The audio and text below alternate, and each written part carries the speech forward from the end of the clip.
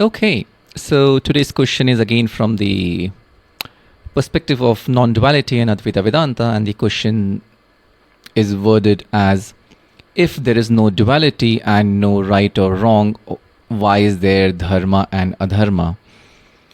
I think this question is coming up from a slightly wrong conception, which is that there is no right or wrong. There is absolutely a right or wrong in the transactional world.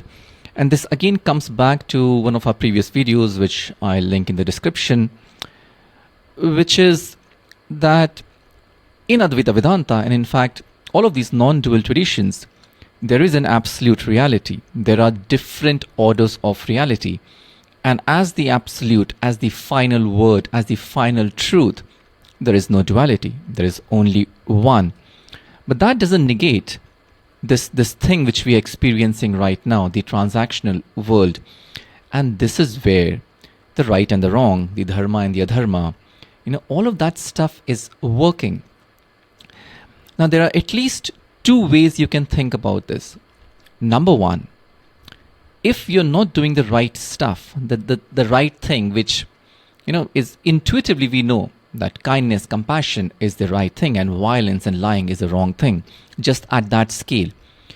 If you're not practicing these basic human values, it is pretty much impossible that you'll ever gain the recognition of the absolute reality.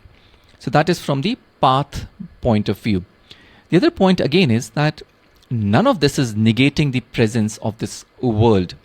No one is saying that the world doesn't exist, so you can just sit on a comfortable sofa and do nothing, or you can just do whatever you want, laze around, lie, cheat, run over your car over someone.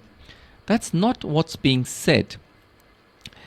The presence of absolute reality is meant to give you that fearlessness, to really go forth in the world and work and behave and believe, to do the most good that you can.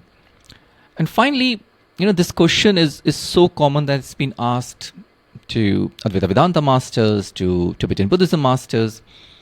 And someone said, which I really identify with, that if you have truly recognized the absolute reality of being one, then love and compassion is a necessary byproduct.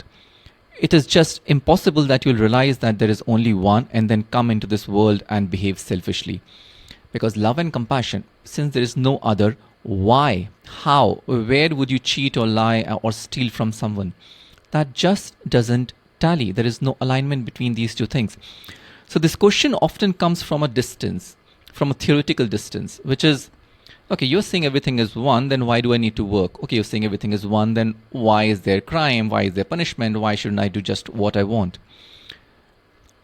If you realize the absolute reality, at least the claim is this, if you realize the absolute reality, then what you want will always be dharma, will always be good, and will always be true.